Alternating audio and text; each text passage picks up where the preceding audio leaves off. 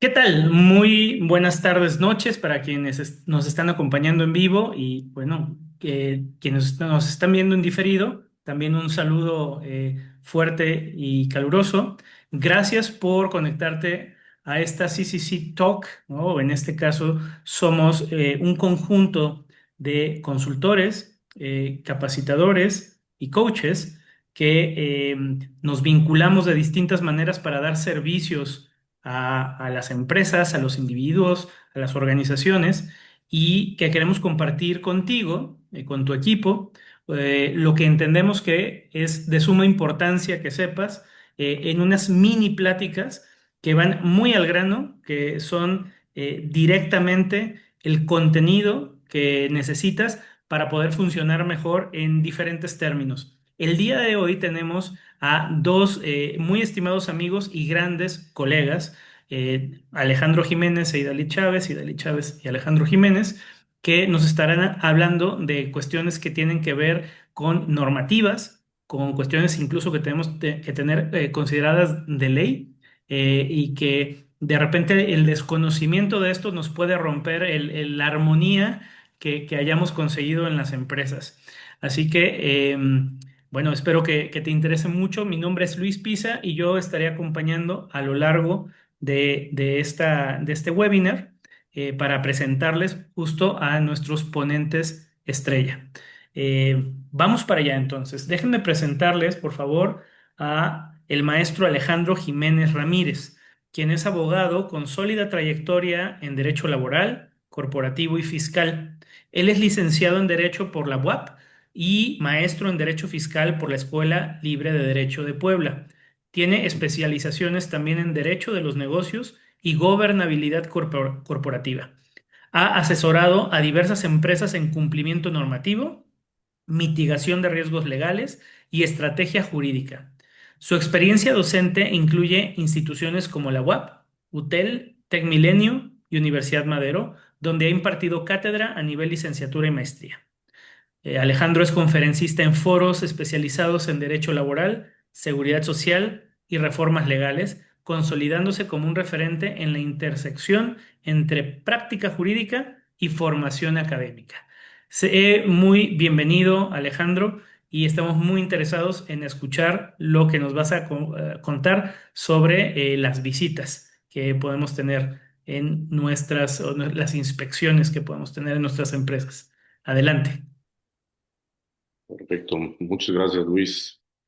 Saludos a todos. Y Dalit, siempre un gusto compartir espacio contigo. Bueno, la finalidad de la plática es lo referente a lo que son las inspecciones en términos generales. Las inspecciones las podemos tener en materia laboral, podemos tener en materia ambiental, podemos tener visitas por parte de las autoridades fiscales. Y aquí la importancia es que nosotros podamos reconocer qué es lo que nosotros tenemos que estar contemplando en el momento en el cual llegue una autoridad a nuestro domicilio. En primera instancia, lo que tendríamos que considerar es que cualquier autoridad que llegue a nuestro domicilio tendría que identificarse. En caso de que no se llegue a identificar, esto podría ser una causa de nulidad. Pero también es importante que la persona que vaya a atender esta visita por parte de la autoridad eh, cuente con las nociones mínimas de lo que es la empresa y en un momento dado que tenga cierta preparación de cómo atender a este funcionario. Dado que en caso de que se negara a aceptar esta visita o hiciera algún tipo de impedimento, interrupción para el desahogo de esta visita, puede causar una multa, ¿no? En materia laboral, por ejemplo, el solo hecho de impedir el acceso de los inspectores en materia del trabajo puede acarrear multas arriba de los 100,000 pesos, únicamente por impedir este acceso. Actualmente estamos recibiendo muchas visitas en los centros de trabajo por parte de SOAPAP, que es algo que me gustaría detallar en el sentido como atípico, porque no es una autoridad propiamente. Sin embargo, ahí existe la normatividad estatal en Puebla que los empodera de tal forma que pueden sancionar a las empresas y pueden inclusive clausurar los centros de trabajo si no cuentan con los permisos correspondientes a lo que es descarga de agua o a lo que son los registros, entre otras cuestiones. Pero bueno, entonces, de primera instancia, al nosotros tener esta primera atención, tendríamos que ir contemplando, bueno, qué tipo de autoridad es y sobre ello saber qué documentación tendríamos que tener preparada. Enfocándonos específicamente a lo que es en materia laboral, tenemos distintas inspecciones. Una de ellas va a comentar Idalit más adelante sobre la norma 035.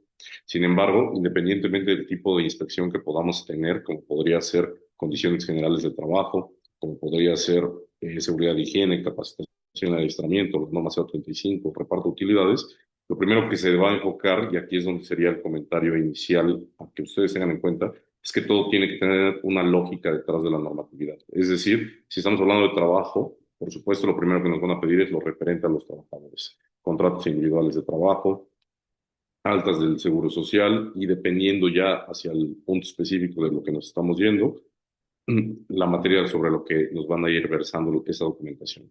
Adicional a lo anterior, tenemos nosotros que acreditar por qué nos encontramos en este domicilio. Es decir, si somos los representantes legales, si somos los dueños, somos socios, si somos un tercero, porque inclusive la autoridad nos establece, sin importar en qué materia nos encontremos, que cualquier persona que se encuentre en el domicilio podrá desahogar estas inspecciones, sin importar la materia. Entonces es de suma importancia porque para la autoridad que tiene fe pública al momento de desahogar estas inspecciones, la persona con la que la haya entendido y la haya manifestado cualquier cosa será prueba suficiente al momento de, en un momento dado, sancionar o imponer algún tipo de cuestión referente a ello. Ejemplo de lo anterior, cuando se llevan a cabo las inspecciones en materia del trabajo, de las primeras interrogantes que hacen es cuántos trabajadores se encuentran en este centro de trabajo. Si en ese momento ese trabajador refiere que existen 50 trabajadores, por decir un número, pero ante el Seguro Social únicamente existen 20, ya se genera una discrepancia que puede ser una alerta para otra autoridad, que sería en este caso el IMSS. Pero también lo que implicaría es que ya existen otras obligaciones, como lo verán con la norma 035, que va a raíz del volumen de trabajadores que se puedan tener y por ende podrían exigir mayor este número de obligaciones. En materia fiscal es de suma importancia y estaríamos hablando de la terminología que vamos a estar escuchando de manera recurrente durante todo el año y lo hemos estado escuchando desde el año pasado, que es la materialidad de las operaciones. Entonces, decíamos, toda esta congruencia debe de ir hilada en el sentido de que nosotros contemos con todos los elementos suficientes documentales para poder desahogar estas inspecciones. Entonces, ante esta materialidad, por ejemplo, lo que nos van a estar pidiendo serían los FDIs de primera instancia. Entonces aquí recae la figura del contador interno o externo, en dado caso que tengamos dentro de la empresa, que será la persona encargada de poder tener esta documentación.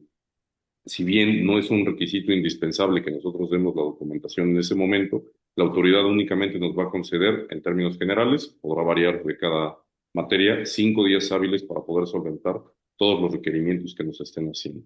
Entonces, nosotros 5 días hábiles, estamos hablando una semana nada más, para poder presentar todos los documentos de inspecciones que pueden ser en materia fiscal, tal vez de 5 años, de 3 años, o nada más un mes. En materia laboral, nos podrían estar pidiendo de todos los trabajadores que tengamos en esa sucursal o en la empresa. Hemos tenido supuestos en los cuales en esa sola sucursal tenemos arriba de 200 trabajadores y tenemos que presentar 200 expedientes en 5 días hábiles. Esto no solo es en que sí se cuenta con esa documentación, sino literalmente elaborar el documento a través del cual detallamos cada uno de estos documentos para poderlo presentar en tiempo y forma. En caso de que nosotros no cumplamos con estas obligaciones que nos están requiriendo la autoridad, seremos objeto de una multa. Entonces, una vez que ya tenemos esta primera parte básica, que es la atención de la inspección, ya sabemos hacia qué materia es a la que nos estamos yendo, tendríamos nosotros que trabajar en la parte preventiva. Existe una figura que no es tan utilizada en empresas de mediano tamaño que se llama oficial de cumplimiento. El oficial de cumplimiento es aquel que se encarga de verificar que cumplamos con toda la normatividad aplicable al centro de trabajo. Y en ese caso decía la parte de SOAPAP, por ejemplo, no todos tenemos las mismas obligaciones para con SOAPAP, no todos tenemos las mismas obligaciones para con la Secretaría del Trabajo y no todos tenemos las mismas obligaciones para con materia fiscal. Sin embargo, sí tenemos ciertas obligaciones que nosotros debemos de verificar que estemos cumpliendo ante ello y para eso es de suma importancia que nosotros podamos ir verificando qué actividad es la que estamos desempeñando. Ejemplo de lo anterior, si nosotros somos un restaurante, tenemos descargas, debemos de tener trampas de grasa, debemos de contar con los trabajadores dados de alta, debemos de verificar la parte de las propinas, debemos de verificar que se cumpla con las normas 035, debemos de cumplir con distintas normatividades alrededor de ello. Y en caso de que no cumplamos con esto, hay que entender otra cuestión. Todas las autoridades a su vez están interconectadas. Esto es, la Secretaría del Trabajo puede informar al IMSS, quien a su vez puede informar al SAT, quien a su vez puede valerse de la Secretaría de Finanzas para efecto de que entre todos ellos puedan sancionar al centro de trabajo en el cual nos encontremos. Entonces, eso no es solamente el generar una preocupación o una cuestión de ansiedad para las personas que tienen algún tipo de negocio, sino realmente el que valoren o el que ponderen qué es lo que tendrían que estar verificando en estos centros de trabajo. Como ejemplo igual de esta situación, hemos tenido inspecciones en las cuales están verificando el domicilio de un cliente, pero tal vez es un prestador de servicios. Esto es una empresa de seguridad privada que está el guardia dentro del centro de trabajo de otra empresa, verifican a la otra empresa, al cliente, pero de rebote, por decirlo de una manera coloquial, terminan verificando también el puesto de trabajo de este guardia. En ese momento, la autoridad, como en cualquier otra autoridad, tiene la facultad de interrogar a las personas que se encuentran en ese momento, en este caso a los trabajadores, y todo lo que ellos manifiesten se entiende por cierto. Entonces, no solo es pensar que no han llegado a nuestro centro de trabajo, sino que en un momento dado nosotros podríamos ser objeto a través de un cliente donde se encuentran nuestros trabajadores. Si nosotros, por ejemplo, hacemos labores de mantenimiento en domicilios de terceros, en ese momento llega una inspección, podemos ser objeto de eso. Eh, Regresando un poco hacia las distintas materias, tendríamos también esta cuestión del REPSE. En la verificación del REPSE es donde se vincula la mayor cantidad de autoridades en un solo punto, dado que tenemos al SAT, tenemos al Infonavit, tenemos al IMSS, tenemos a Finanzas y tenemos a la Secretaría del Trabajo. Todo respecto de un solo trabajador que presta el servicio en el domicilio de un tercero. Con solo ello, todas las autoridades se vinculan de tal forma para verificar que los dos contribuyentes principales, que son los clientes, estén cumpliendo con las obligaciones en materia fiscal, en materia de seguridad social y en materia laboral respecto del trabajador y respecto de esta prestación de servicios que se está efectuando entre las dos partes. Entonces, a manera de resumen y buscando un poco el concretizar este punto, tendríamos nosotros que verificar de primera instancia quién es el encargado que tenemos dentro de nuestra empresa para poder atender una inspección en caso de que llegara alguna autoridad que tenga la tranquilidad de poder platicar con esta autoridad, poder hacer lo concerniente y empezar a buscar si contamos con los expedientes relativos para materia laboral, si contamos con el contacto directo para el contador para que tenga la información en materia fiscal o en su defecto, si estamos hablando de materia ambiental o estamos hablando del seguro social, que contemos con esta documentación. La propuesta siempre será que tengan de primera instancia un expediente tipo, es decir, el ejemplo que sería el que en un momento dado podrán pasarse para poder presentar ante las distintas autoridades y que eso pueda tranquilizar a la medida de lo posible esta primera visita para que en estos 5 días hábiles posteriores se pueda recabar la demás documentación que se esté solicitando y se presente en tiempo y forma para evitar lo que sería la multa. Sobre todo, el aspecto primordial de esto es que no escale a que se lleve a cabo otro tipo de sanción para la empresa, como pudiera ser una clausura, como pudieran ser cancelaciones de sellos o dependiendo de la materia en la cual nos pudiéramos estar encontrando. ¿Sí? Eh, bueno, adicional a lo anterior, el desahogo de la inspección, únicamente para efecto de lo que es procedimental y que quede claro cómo se desarrollan las mismas, una vez que llega el inspector que les da la orden por escrito respecto de lo que se va a verificar, podrá llevar a cabo una visita física de lo que es el inmueble. En materia laboral tenemos, por ejemplo, lo que es seguridad e higiene. Las inspecciones en materia de seguridad e higiene son las más complicadas que existen y más si estamos hablando, por ejemplo, del ramo constructor.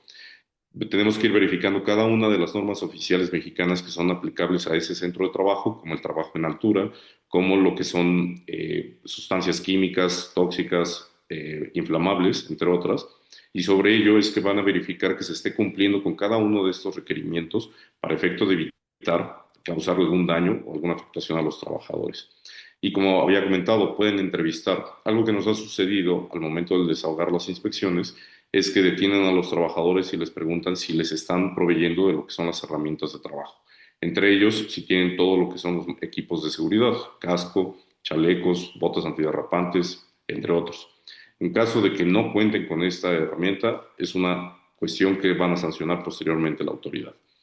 Entonces, es importante ir verificando cada uno de estos puntos sobre los cuales nosotros tendríamos que ir viendo.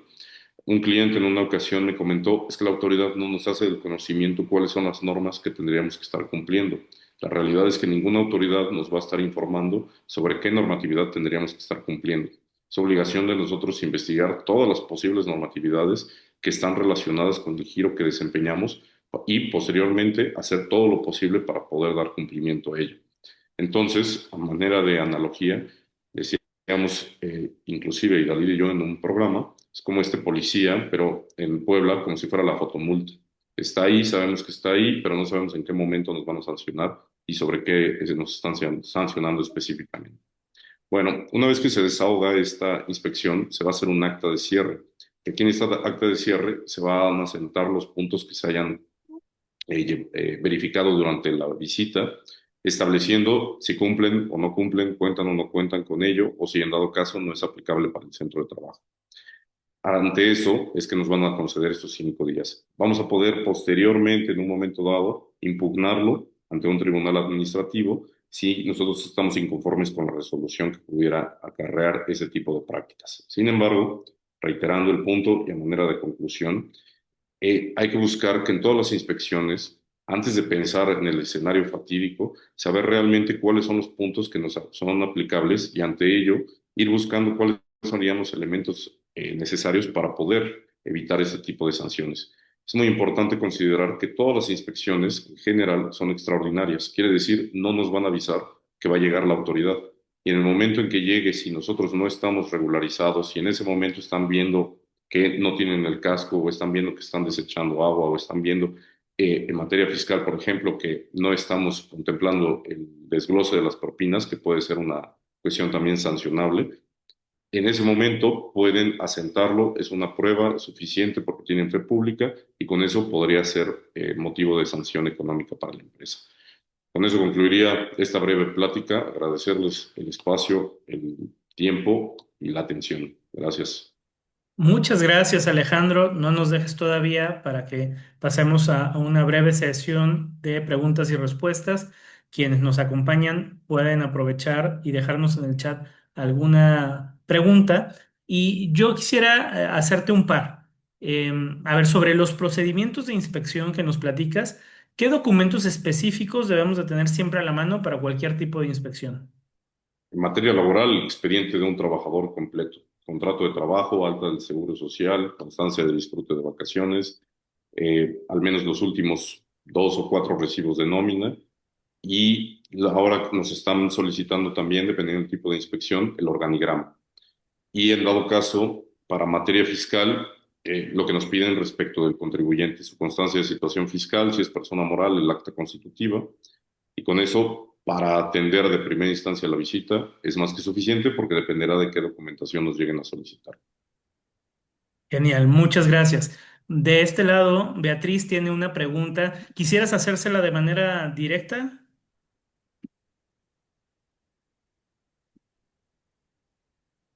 Si no, yo con mucho gusto la hago de tu parte. Sí, que no funciona su micrófono, sin ningún problema. Bueno, Beatriz Cabrera te pregunta si hay alguna diferencia para las personas que son persona física.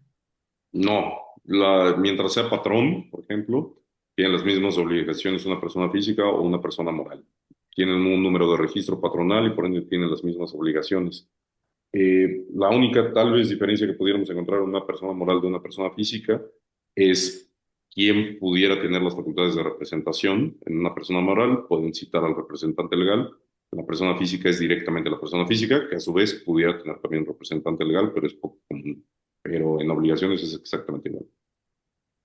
Genial, Alejandro. Muchas gracias. Oye, ¿y qué derechos tenemos durante la inspección que muchas empresas podrían desconocer? Claro. Lo primero es a que el inspector, o el verificador o el licitador, dependiendo la materia, es la denominación, se identifique y nos dé la orden por escrito explicándonos cuáles son los derechos y obligaciones que tenemos. En materia fiscal existe inclusive el decálogo de los derechos del contribuyente. En materia de la Secretaría del Trabajo, viene un apartado en el cual se nos hace del conocimiento cuáles son los derechos a que nosotros podemos en ese momento realizar manifestaciones, a que nosotros podemos presentar nuestros testigos de asistencia y a que en su momento podremos solicitar nuestro periodo para poder presentar lo que sería la documentación para dar un cumplimiento. Esos son en términos generales nuestros derechos, que se resumirían en que tenemos un derecho de réplica, ¿no? De defendernos. Muchas gracias, Alejandro. Veo que Adalberto tiene una pregunta para ti. Adelante, Adal. ¿Qué tal, Alejandro? ¿Cómo estás? Buenas noches, Luis. Gracias. Alejandro, en diferentes ocasiones y por desfortuna, nos ha tocado que el notificador, en este caso el Seguro Social principalmente, digamos que trae una antecedentes básicos, por no decir otra cosa, cuando llega y te notifica. Y nos ha tocado en ocasiones que llegan queriéndote ya poner un sello, llegan amedrentando que si no entregas en ese momento tal o cual documentación, pues puede traer a la fuerza pública, etcétera, etcétera, etcétera.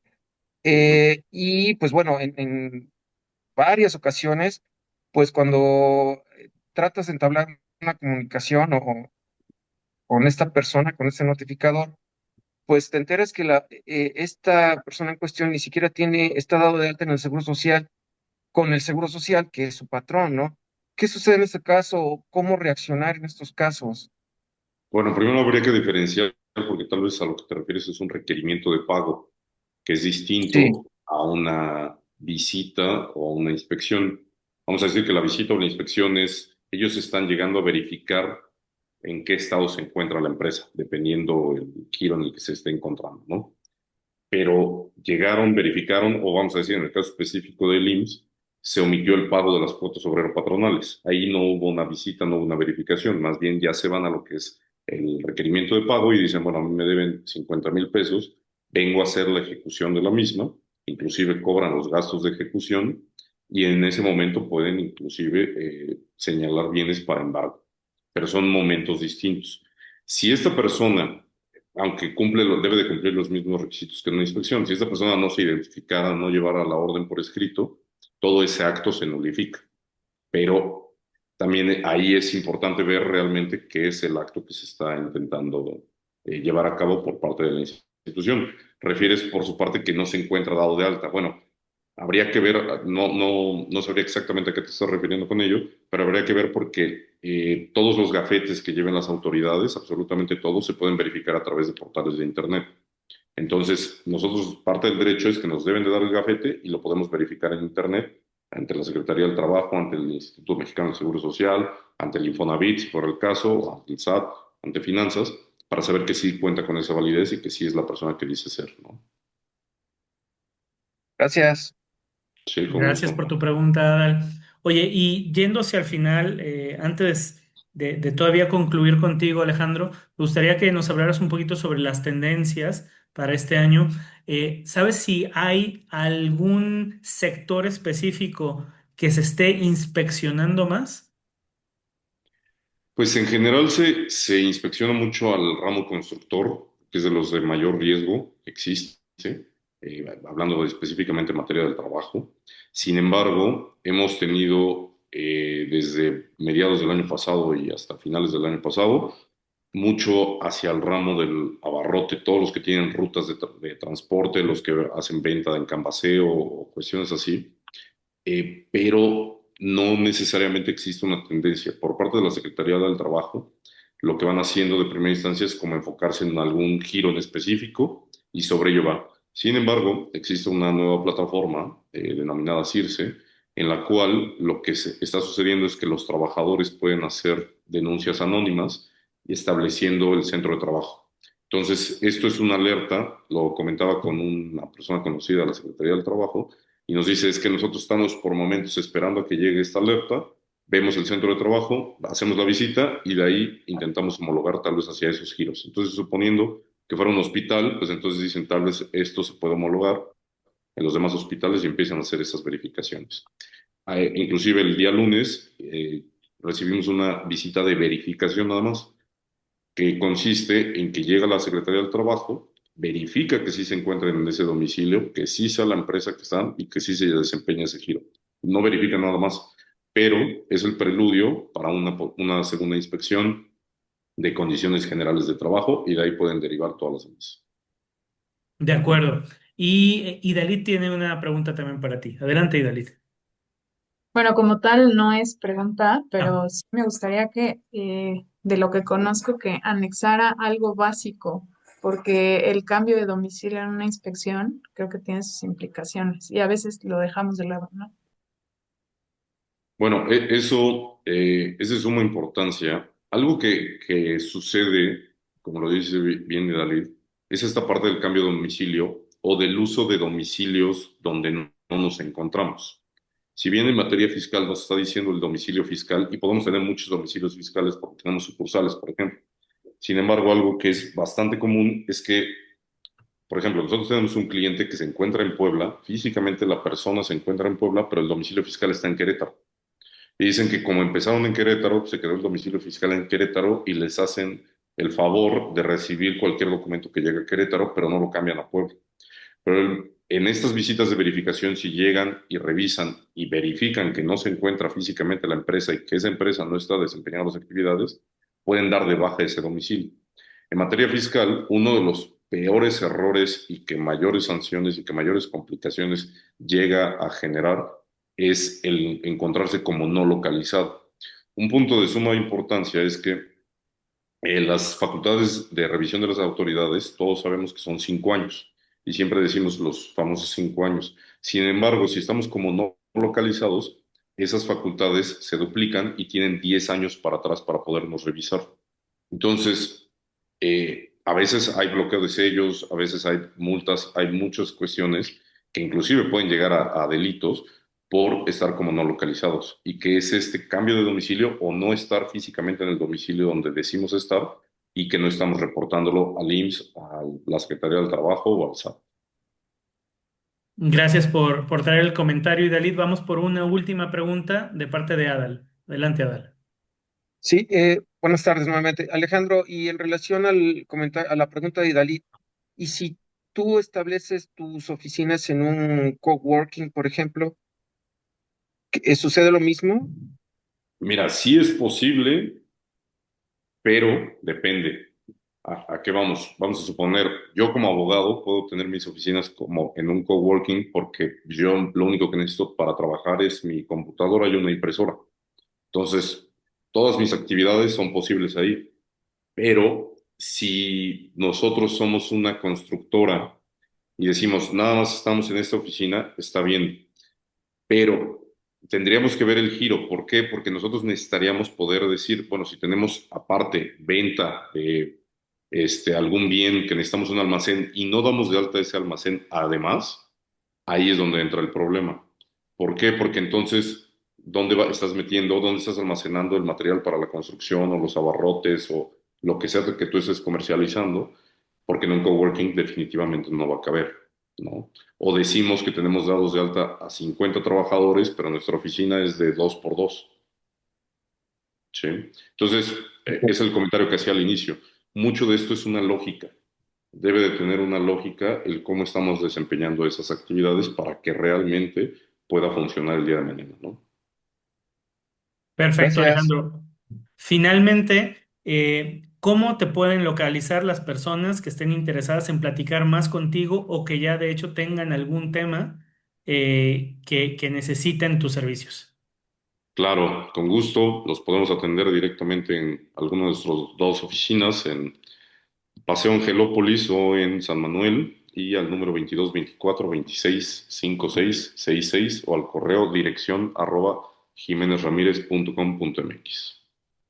Excelente, Alejandro. Muchas gracias por Gracias. esta conversación y poner sobre todo ahí el foco en lo que algunas personas a lo mejor no lo teníamos, ¿no? Estamos en el día a día, en nuestro trabajo y atendiendo a nuestros clientes y no sabemos que a lo mejor podemos estar dejando descuidados unas áreas que nos pondría vulnerables.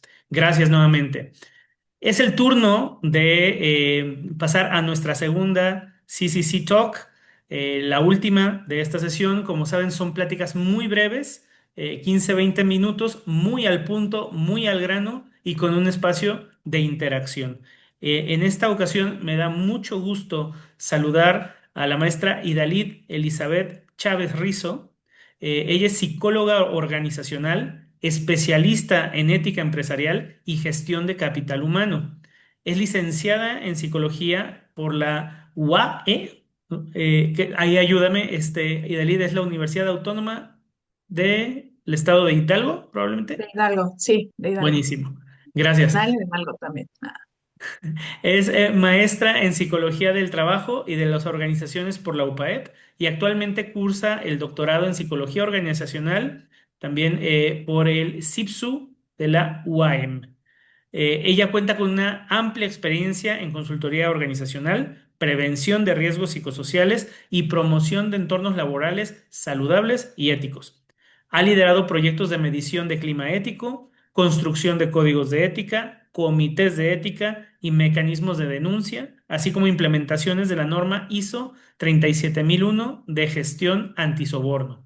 Ella es docente y capacitadora en instituciones como el Tecnológico de Monterrey Campus Puebla y la UAP. Y también Idalida ha impartido como ponente en foros, ha participado como ponente en foros nacionales e internacionales sobre ética organizacional y responsabilidad social empresarial. Eh, Sea bienvenida, Idalit. Gracias por platicar con nosotros en estas pláticas CCC. Adelante. muchas gracias, Luis. Si me permites, voy a proyectar unas diapositivas para que me sirvan de guía. No sé si por ahí ya les aparezca. Sí, ya la vemos.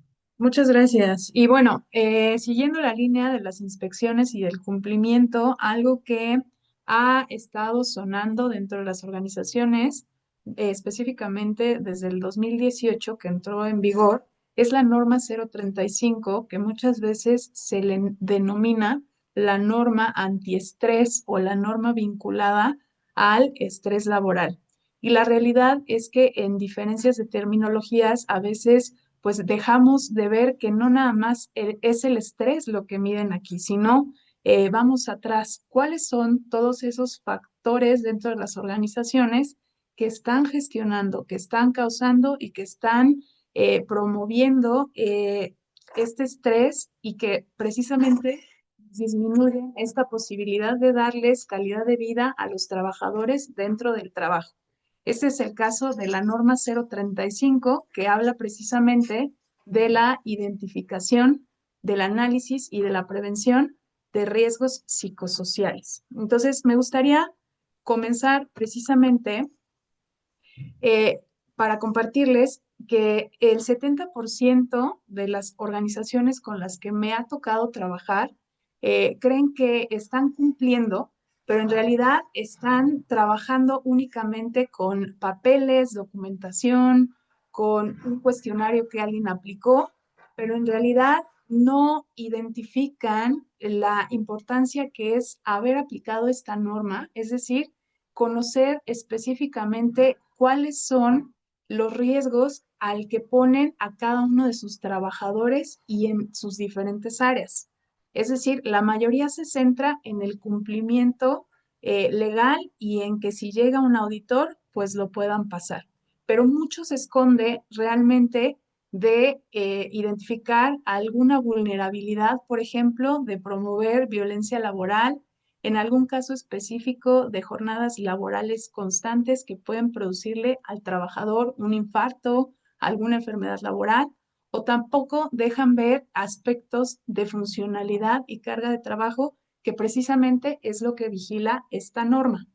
En este sentido, quiero comentarles o quiero compartirles o imaginen este escenario donde están en su centro de trabajo y llega un auditor. Precisamente les pide que muestren específicamente qué han hecho para dar cumplimiento a esta norma 035. Y uno como empresa, a veces estamos muy contentos porque acabamos de adquirir una plataforma, acabamos de adquirir un Excel, ¿no? Que inmediatamente tabuló todos los cuestionarios de los trabajadores y entonces mostramos nuestros resultados. Podemos tener diferentes niveles de riesgos en estos riesgos psicosociales que voy a describir brevemente más adelante, pero a veces estos riesgos pueden determinarse como muy altos y específicamente en esto, después de haber tenido una gran plataforma, el auditor te dice específicamente qué hiciste para bajar este riesgo. Y con tu inversión de 100,000 pesos, 150,000 pesos en esta plataforma, no te alcanzó el tiempo de hacer un informe, no te alcanzó el tiempo de identificar específicamente acciones que pudiste hacer para prevenir y para controlar estos riesgos en tu empresa. Entonces, eso le ha pasado a muchas empresas en donde no cuentan con un informe y entonces cuando llega el auditor, pues en realidad les dicen que no está cumpliendo o solo están cumpliendo con la identificación y se quedan como observaciones a cumplir y muy abiertas. ¿Qué es lo que ha sucedido? ¿Qué es lo que me ha tocado ver? Empresarios enojados porque hicieron una alta inversión que no les evitó una multa o que no les evitó estas inspecciones. Asimismo, puede haber sido algún riesgo alto, puedo tener este informe, que sí me lo dio la plataforma, pero como no estoy correctamente asesorado, escondo en el cajón más recóndito de mi organización este resultado porque tengo miedo que el auditor me sancione o me multe por haber adquirido este nivel de riesgo. Y la realidad, y es lo que les platico a las organizaciones que asesoramos, es que ellos no te van a multar por tener riesgos altos en tu identificación de riesgos psicosociales. Te van a multar porque no estés haciendo nada con esos niveles de riesgos medio, alto y muy alto. Entonces, para eso, pues funciona mucho acercarte a conocedores específicamente de cómo manejar estos indicadores o estos elementos que nosotros llamamos riesgos psicosociales. Y una de las principales causas, además de identificarlo como una normativa, pues es que las empresas creen que solamente eh, se refiere al estrés, que es relacionado a que la gente está triste, a que tiene problemas personales, pero no entienden conceptualmente a qué nos estamos refiriendo con estos riesgos psicosociales. Podría comentarles brevemente que estos riesgos psicosociales son más bien estresores en el trabajo. ¿Por qué estresores? Porque pueden haber cargas de trabajo muy altas y ese es un estresor para cualquier trabajador. Es decir, coloca en un nivel de riesgo, de burnout, de agotamiento al trabajador. También otro estresor puede ser el liderazgo negativo, un jefe autoritario, un jefe que marca normativas y eso se vuelve un estresor para todos los colaboradores porque a nadie nos gusta tenerle miedo a nuestro jefe inmediato y eso inmediatamente va a generar fracturas en el equipo de trabajo, a lo mejor falta de seguimiento en las actividades o a lo mejor no tener esta confianza o esta armonía de querer ir a trabajar. Entonces, lo que va a suceder es que el trabajador se va a empezar a ausentar o a lo mejor se va a empezar a aislar. U otro de los factores de riesgo psicosociales que salen muy altos en las normas es la carga de trabajo. Cuando se vuelve un estresor también dentro de la jornada laboral, es decir, que se tienen periodos largos de trabajo, los trabajadores empiezan a cometer errores y eso los puede inducir a tener algún accidente laboral que precisamente pues los inhabilite o pierdan la vida en el ejercicio de sus funciones. Entonces, entendiendo todo esto de la norma 035, vamos a orientar de ser la norma del estrés a identificar nuestros principales estresores que están bloqueando la calidad de vida de nuestros trabajadores. Entonces, es muy importante que nuestras áreas de recursos humanos, que nuestras áreas de administración del personal, que yo como empresario haga mucho hincapié en conocer específicamente para qué es esta norma y si de aplicarla correctamente va a tener alguna utilidad dentro de lo que yo genero en el trabajo, en el día a día y sobre todo trabajando con mejoras continuas. Y hace un rato les comentaba este tema de la inversión de herramientas automatizadas que algunas empresas se encargaron de vender a diestra y siniestra en el 2018, en el 2019 y principalmente en el 2020. Y me he topado con casos en empresas donde estas herramientas, como yo ya lo dije hace un momento, no te elaboran un informe, no entran en un análisis profundo, solamente te dan gráficos bonitos que no entienden, no son comprensibles y que a lo mejor no te pueden indicar algún riesgo real de trabajo al que pueda incluir o inducir al trabajador.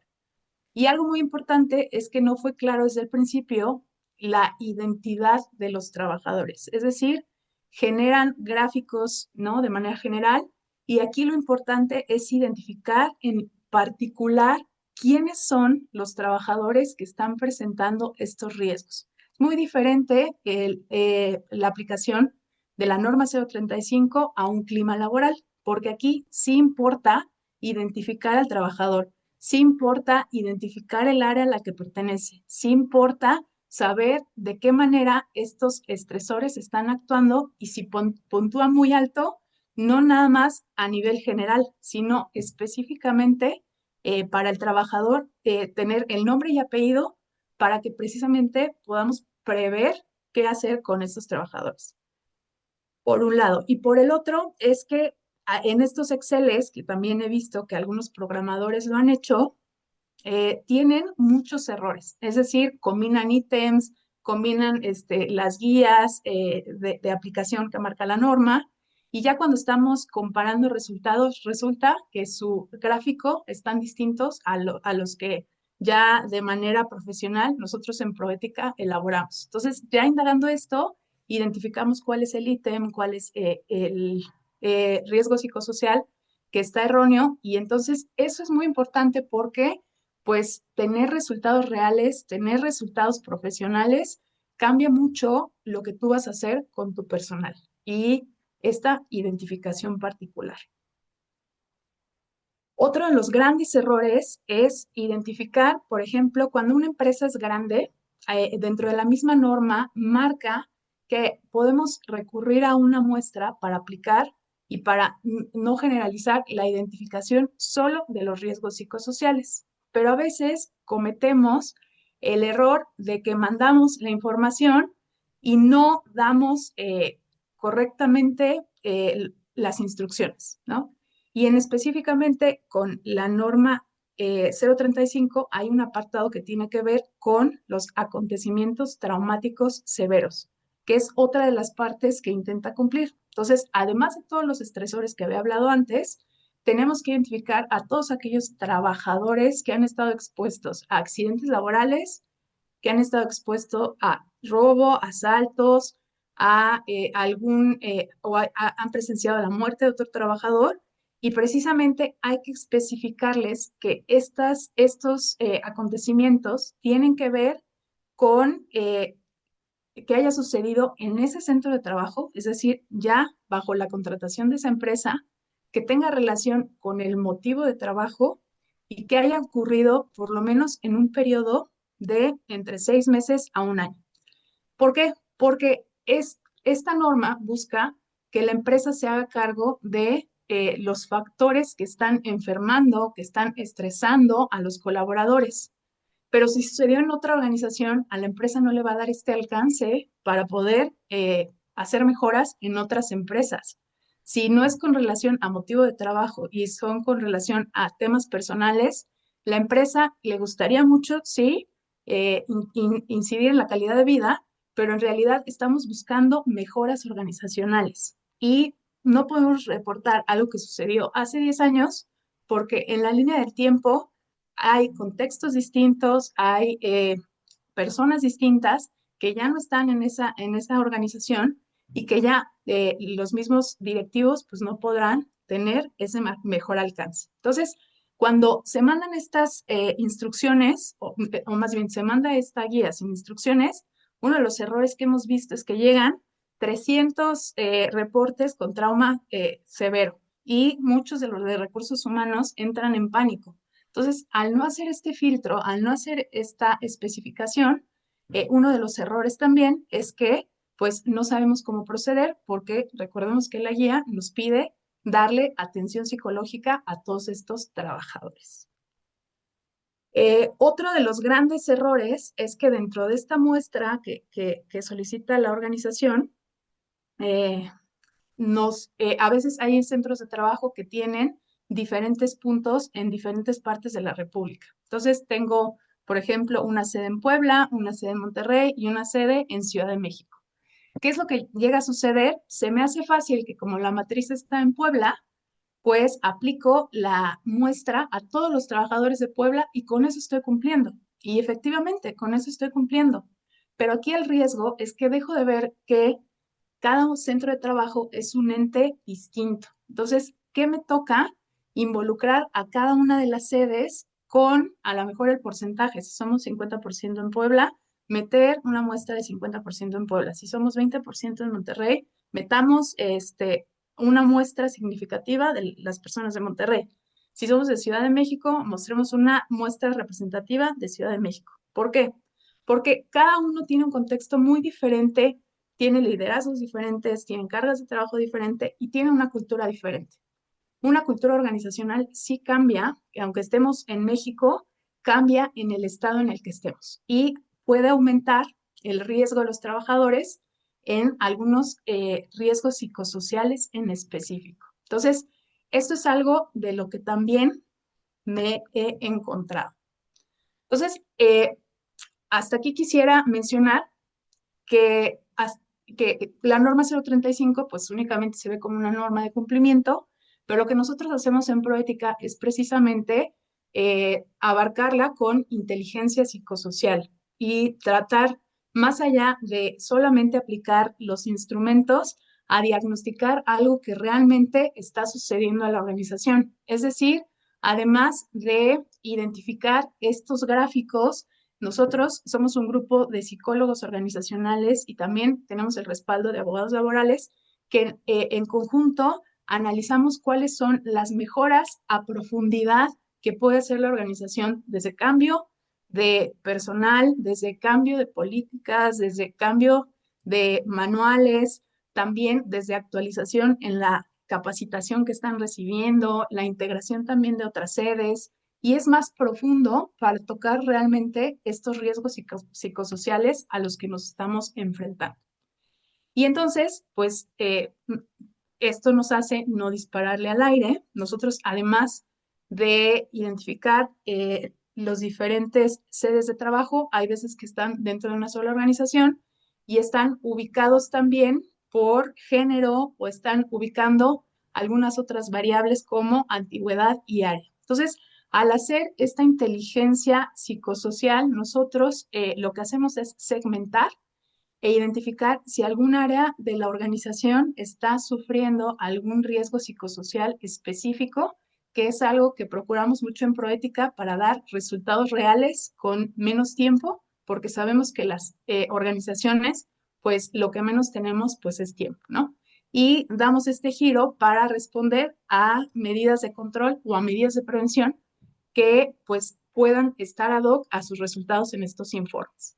Ahora, no nada más es una de las herramientas que ocupamos en Proética. También nos hemos dado cuenta que hay algunos vacíos que la norma no cumple, que están vinculados a algunos aspectos y que nos han permitido aplicar en organizaciones cuando quieren tener un informe más robusto. Y estas variables que estamos vinculando tienen que ver con el clima laboral, la satisfacción de los colaboradores, hablando en comportamiento organizacional, pero otros que parecen mínimos, pero son muy importantes. El tiempo de traslado que tiene el trabajador de su casa al trabajo, porque a veces decimos, pues únicamente es riesgo de trabajo cuando está en su jornada laboral y dejamos de ver que el tiempo de traslado también es parte de lo que cubre esta norma. Y si un trabajador tarda 3 horas en llegar a la empresa y tarda en regresar a su casa otras 3 horas, como funciona en muchas de las empresas aquí en Puebla, son horas de vida perdidas, son horas de agotamiento perdidas, son horas fuera del alcance de su familia y está interviniendo con estos factores que al trabajador le pueden estar reconfortando, ¿no? Otro también de las variables que nosotros integramos son factores psicosomáticos, es decir, dolores musculoesqueléticos, también trastornos de sueño, incluso nos han llegado a permitir preguntarles sobre trastornos psicosexuales, porque tanto agotamiento también incide en los trabajadores en ese sentido. Entonces, al tener estas diferentes variables físicas, organizacionales, también de comportamiento, pues nos permiten dar un pronóstico más robusto, un informe más claro y sobre todo medidas de control que les puede beneficiar en un menor tiempo. Y bueno, una de las que se ha presentado, y precisamente es algo de lo que les quiero compartir, es que cuando hablamos de eventos traumáticos severos, yo creo que el 70% de los que hemos abordado tienen que ver con asaltos. Y específicamente la empresa no va a tener el alcance de mejorar la seguridad en los diferentes municipios en donde se encuentra, pero sí tiene la posibilidad de entrenar con talleres para poder manejar esos eventos o podemos darle atención psicológica inmediata cuando suceda esto. Y también es parte de lo que debe de responder la empresa, recordando siempre y cuando tenga que ver con el trabajo. ¿Por qué hago tanto hincapié también en esto de los eventos traumáticos severos? Porque a veces también me ha tocado que lo dejan de lado y no aplican esta herramienta y entonces no se le da seguimiento y cuando llega el auditor a hacer la inspección, tienen sus gráficas muy bonitas, pero no tienen la canalización de los trabajadores a esta atención psicológica o un seguimiento o una bitácora que les permita comprobar que la empresa se está haciendo cargo de los riesgos de trabajo en tema de factores de riesgo psicosocial de sus trabajadores. Entonces, recuerden muy bien aplicar tanto la identificación de riesgos psicosociales como los acontecimientos traumáticos severos, porque también dentro de lo que nos hemos encontrado en Proética es que 3 de cada 10 empresas sí tienen un informe que precisamente presume de una mejora que puedan hacer dentro de la organización. Pero entonces, ¿qué pasa con esas 7? Se perdieron en estos elementos que acabo de mencionar.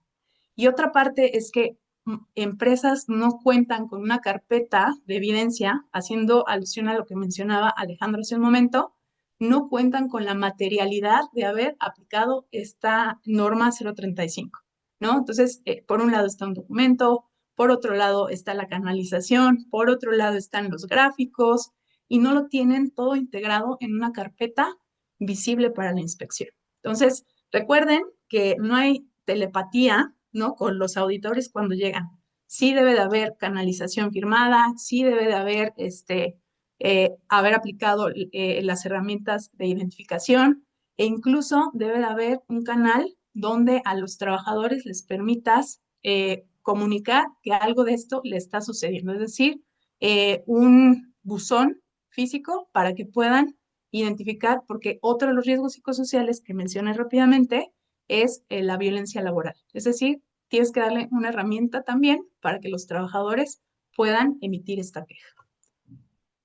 Y cierro con un caso de éxito que precisamente pues tuvimos en Proética el año pasado, es que pues la organización tenía sus resultados guardados, no le había dado seguimiento, nosotros trabajamos sobre esos resultados, identificamos que lo habían dejado de lado porque habían puntuado muy rojo en una área específica con un liderazgo tóxico en específico.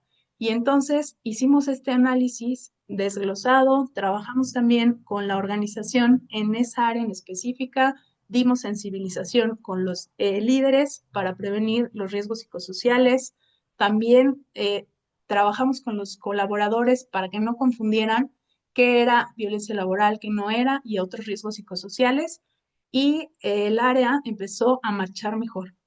A poco tiempo sí nos reportaron que esta rotación que tenían continua había disminuido, calcularon y nos lo reportaron un 15%. Entonces, tener un informe, aplicar correctamente la norma, no dejar de lado estos puntos que ya en mi experiencia me he encontrado, pues sí hace una diferencia para intervenir mejor, porque pues en realidad el impacto real pues lo tienen los trabajadores en la salud para evitar un infarto por estrés, evitar accidentes laborales, detectar violencia laboral, porque pues la salud mental en el trabajo no es un juego, ¿no? Y algo que sí decimos es que es una realidad necesaria y pues si todo esto que les acabo de mencionar les hizo clic, tienen alguna curiosidad, lo quieren para su organización, pues agenden una consultoría conmigo y pues ya después de este webinar van a recibir también la posibilidad de una consultoría de lo que les hace falta para tener su expediente completo, eh, para que precisamente puedan cumplir bien con esta norma. Y para los BNIs que me están viendo, pues sí, cuando escuchen decir, ¿no? Que ya aplicaron la encuesta, que tienen los resultados guardados, que un software lo hizo en automático, que la gente se sigue quejando por estrés, refiéranme porque entonces necesitamos trabajar más a fondo la norma 035. Y ya como para comercial de lo que dijo Alejandro y yo, precisamente tenemos un podcast que se llama Con Derecho a Preguntar, que hablamos profundamente de este tema y cómo resolverlo. Y si tienen alguna duda, pueden copiar este QR con el que pueden acceder a nuestro WhatsApp y tener alguna asesoría. Genial, Idalid, muchas gracias por esta súper interesante charla. Veo que Alejandro tiene algún comentario. Sí, al igual que David hizo un comentario, el mío me gustaría aportar un punto en específico y que aquí es, para la norma 035 en específico, a diferencia de otras normas, es muy importante tener en cuenta que los patrones sí tienen una responsabilidad más allá, o sea, fuera del centro de trabajo, ¿no? Digo, comenta Idalid sobre estas cuestiones, pero en ámbitos personales, laborales, lo que nos ha pasado es que los patrones dicen, es que el tema familiar ya no es de mi incumbencia. Es decir, si acaba de fallecer un familiar cercano, si están teniendo un divorcio, una cuestión, no es que se involucren necesariamente en eso, pero termina teniendo una afectación dentro del desempeño de las actividades.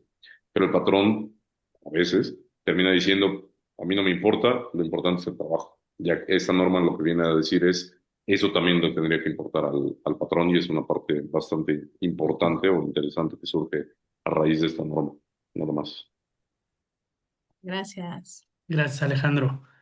Bueno, en este momento abrimos un pequeño espacio de preguntas y respuestas. Me gustaría empezar yo, si me lo permites, Idalid. Justo.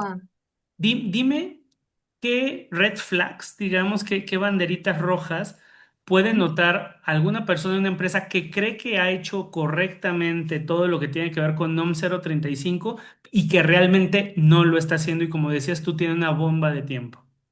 Ujú. Bueno, una de las primeras con los administrativos o con el patrón propiamente, cuando les preguntas así la primera pregunta, ¿cuáles son tus principales riesgos de trabajo? Bueno, riesgos psicosociales en el trabajo identificados. No te saben decir, no saben a qué área, que lo delegan o no lo han tocado y están confundidos con un clima laboral. Ese podría ser uno de manera genérica que sí nos hemos topado. El otro es, como lo mencioné, ya tener tabulados, identificados los riesgos psicosociales por categoría, pero hasta ahí, no tener ya un plan de acción y solamente decir, pues yo ya lo apliqué y estoy cumpliendo, ¿no?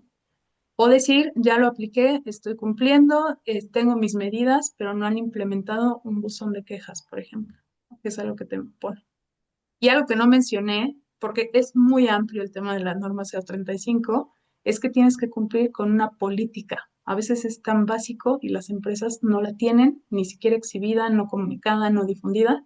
Y es otro de los puntos que sí me gustaría como decir. Entonces, es la política, no tienes mucho de los riesgos psicosociales, porque bueno, ya también en materia laboral, todo empieza por el cumplimiento de una normativa y esto baja a una normativa organizacional, que es la política. Entonces, todo se deriva de tu política, porque estás promoviendo un entorno de trabajo saludable, porque estás identificando los riesgos psicosociales y porque estás trabajando en disminuir la violencia laboral, ¿no?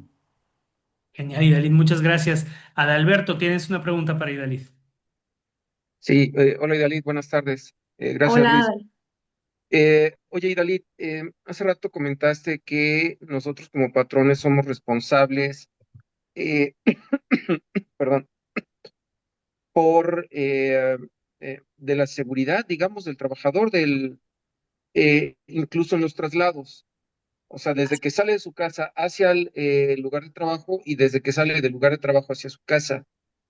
Eh, ¿Hay alguna distancia? ¿Hay algún tiempo? este, ya sea antes o después de su jornada laboral, en donde esa responsabilidad cae en el patrón, aún cae en el patrón. No sé, en Ciudad de México, por ejemplo, son 3 horas de traslado de que sales de tu trabajo a que llegas, y si es un fin de semana con lluvia, etcétera, pues son 5 horas, ¿no? No sé, quiero pensar en un escenario así terrorífico. Pero ¿hasta dónde es responsabilidad? ¿Hasta que llegue el trabajador a su casa, no importa el tiempo que sea su traslado? Sí, bueno, ese punto es verificable, pero en realidad sí, la empresa tiene que hacerse cargo en el traslado de su casa al trabajo y de la casa, del trabajo a su casa, independientemente de las horas, independientemente del trayecto. Por eso, cuando los recursos humanos dan una alta a un trabajador, integra un expediente y también se les pide su comprobante de domicilio, porque es una herramienta donde el patrón se puede defender de alguna manera si la persona se desvía del traslado de su casa del trabajo a otro punto, a otro domicilio, que no es el que está reportando, ¿no? Entonces ahí pues ya no es responsabilidad del empleador, sino del trabajador en este eh, tiempo de traslado. Pero sobre todo en este tiempo de traslado, ¿no? Como lo mencionaba, han sucedido asaltos que en realidad, pues, el empleador, pues, no puede hacerse responsable, ¿no? De controlar las rutas, de controlar estos accidentes viales, o también, además del tiempo de traslado, también si salen a una comisión, si salen, a lo mejor es una empresa de logística y entrega, también se hace responsable de esos trayectos por los que traslade el trabajador el producto o el servicio que está dando, ¿no? Muchas gracias. Gracias, Idalit. Marta Paola González tiene también una pregunta para ti que ha dejado en el chat. La voy a leer. Sí. Dice, cuando un cliente, y nos dice, este es un caso real, argumenta que toda la responsabilidad recae sobre el patrón, la ley protege al empleado, pero no al patrón de malos colaboradores que se les capacita, atienden lo emocional, pero el empleado no lo valora. ¿Cuál es la más asertiva respuesta? Pues el empleador, ¿no? El patrón, por eso tiene la responsabilidad de integrar todas las acciones que prevengan situaciones de riesgo psicosocial o las derivadas de el informe que haya sucedido en el nivel de riesgo que sea. En este sentido, si ha dado capacitaciones, si ha dado atención psicológica y está evidente, pues al final se ha trabajado y entonces por eso la importancia de hacer informes más robustos, porque a lo mejor tiene que ver con la insatisfacción ya de un trabajador, con a lo mejor una situación de abuso o acoso al interior que no se ha detectado con mayor profundidad, o si hay trabajadores que buscan de todas las maneras atentar sobre la empresa, ¿no? Y va y se queja. Y bueno, lo mencionó hace un rato Alejandro, con esta plataforma también se pueden quejar por esta plataforma de lo que sucede, pero no necesariamente significa que sea correcto. Entonces, para decir cuál es la más asertiva respuesta, pues es que se ha trabajado en un entorno laboral favorable. Sin embargo, hay aspectos específicos que escapan pues sí, de la gestión con trabajadores específicos que se pueden identificar, ¿no? Y entonces, una medida también es hacer un clima laboral, una medida también es hacer otras identificaciones, pero lo que nosotros en Proética hacemos es de una vez integramos todo para tenerlo todo de un jalón, ¿no? No sé si contesté tu pregunta, Marta Paola. Muy bien, y mientras nos contesta Marta, una de las últimas preguntas para ir cerrando, nos decías que podrían tener estas empresas ahí una bomba de tiempo. Dinos, ¿de qué tamaño o de qué costo es esa bomba de tiempo? Pues bueno, de acuerdo al no cumplimiento, ya después de la revisión, ya después de que la Secretaría del Trabajo te da tiempo de 30 días hábiles o el tiempo que te dé para cubrir esta normativa y tú no lo haces y lo ignoras, ya incluyen multas que van por miles de pesos, ¿no? Podríamos sacar la tabulación, pero en realidad son más altas. Ahí en específico, le voy a pedir apoyo a Alejandro Jiménez, que es quien maneja más el tema de las multas. A ver, me gustaría hacer tres comentarios, si me permites, Idalid. Uno respecto de la pregunta de Alberto, otro sobre la pregunta de Paola y otro sobre lo que estás comentando. Voy a la inversa con esto de las multas. En específico, en el tema de las multas, aquí es importante ver, regresando hacia el tema de las inspecciones, depende eh, qué tantos puntos no cumplimos, va a ser la sanción en la cual vamos a incurrir. Entonces ahí es donde van a determinar las multas, que va a ser basado en UMAS, y sobre eso se puede determinar. Nosotros, comentaba, tuvimos en una ocasión dos inspecciones a la par, se impidió el acceso a las dos inspecciones en diferencia de 2 horas. Por cada inspección no permitida fueron 162,000 pesos, solo por no permitir el ingreso del inspector. Y de ahí, de todas maneras, llegaron a la siguiente semana para desahogar esas dos inspecciones, ¿no? Entonces estamos hablando de 320,000 pesos, nada más por no permitir el acceso. Y eso estamos hablando que fue hace aproximadamente 10 años, que era todavía con salarios mínimos, no era con UMAS, ¿no? Entonces, bueno, cambia. Luego, respecto de lo que comenta Paula, creo que ahí el comentario específico sobre lo que tú estás estableciendo, más que un tema de asertividad, porque dicen, bueno, la ley protege al empleado. La realidad es que sí, pero también hay una protección hacia el patrón. La cuestión es que no se ve como nosotros quisiéramos que fuera esa protección. Y la protección va en el sentido de que, bueno, si nosotros estamos cumpliendo con las exigencias que nos establece esta norma, y en términos generales respecto de lo que hace o no hace el trabajador, nuestra protección es poderlo despedir de manera justificada. Por desgracia, no le podemos estar cobrando, no podemos recuperar el dinero invertido en ese trabajador, nos vamos a quedar con cierto detrimento, etcétera, pero ese es al nivel de protección al cual llega. Y creo que una de las cuestiones más importantes que a veces sucede en los centros de trabajo y que le sucede más a Idalit que a mí es que tardan en despedir trabajadores. Y eso es muchísimo más costoso que cualquier otra cuestión. Eso de vamos a darle una segunda, tercera, quinta oportunidad al trabajador, o es que soy corazón de pollo y entonces, ¿cómo se va a quedar? Es que ya casi es Navidad. A mí me tocó literalmente estar 23 y 24 de diciembre despidiendo trabajadores que robaban de una empresa y desde las 6 de la mañana hasta las 6 de la tarde los 2 días porque se estaban robando cosas de la empresa. Entonces, si la empresa hubiera dicho, es que pobres trabajadores, es Navidad y cómo van a llegar a su casa, imagínense, hubieran seguido robando. Entonces, la protección es llevar a cabo esas acciones en contra de los trabajadores que no cumplen a su vez con la norma. Y por último, respecto del tema de Adal, mira, no es tanto una responsabilidad de que yo vea que va del punto A al punto B y que llegue bien, no. En materia, digamos, de seguridad social, en cuanto al IMSS, los accidentes de trabajo que suceden en trayecto, sí los contempla como un accidente de trabajo, sin embargo, no repercute en la prima de grado de riesgo, que ahorita en febrero se tiene que presentar la declaración informativa.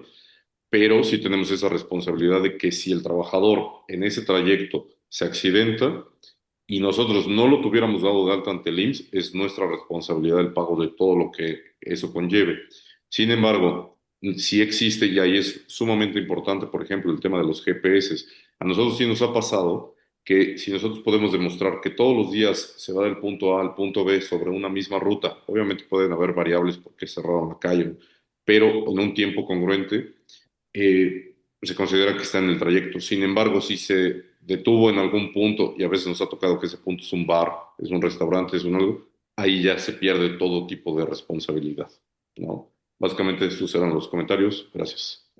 Gracias. Y bueno, sumo con un caso que acabo de atender igual el día lunes, que tiene que ver con lo que mencionó Alejandro y Paula.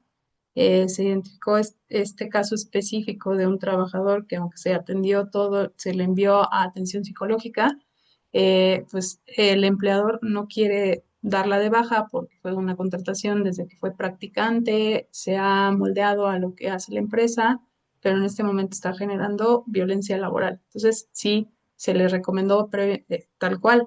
Esta persona pues está en una ruptura de relación laboral no hablando de lo legal, sino en la confianza, ¿no? La confianza va a intentar transgredir, va a dejar de seguir normativas, va a tomar por su cuenta, porque así es su comportamiento ya, ¿no? Va a abusar de otros trabajadores, va a intentar hacer quedar mal, pero si es tanto, pues sí, el apego o te está dando rendimientos, pues valora, porque por mantener a una persona también está impactando en la salud laboral de otras personas alrededor, ¿no? Y también el tema, pues, del traslado, no solamente en hacernos cargo de los accidentes, sino también en ese tiempo que le estamos restando al trabajador de estar con su familia, o de estar descansando, o de estar durmiendo, que también le impacta la norma, ¿no? Muchas gracias, Idalid. ¿Cómo te localizan las personas que quieran contactar contigo? Pues les vuelvo a poner por aquí este QR. Bueno, nosotros tenemos esta página que está en construcción. Aquí directamente nos encuentran en el teléfono que es 220-192-2665 y también mandándome un correo idalit.chaves@proetica.com.mx. Les coloco bien la imagen porque a veces se llegan a equivocar. Escriben Proética sin la H, con C, y es Proética de ética con la H y K. Genial. Muchas gracias, Idalid.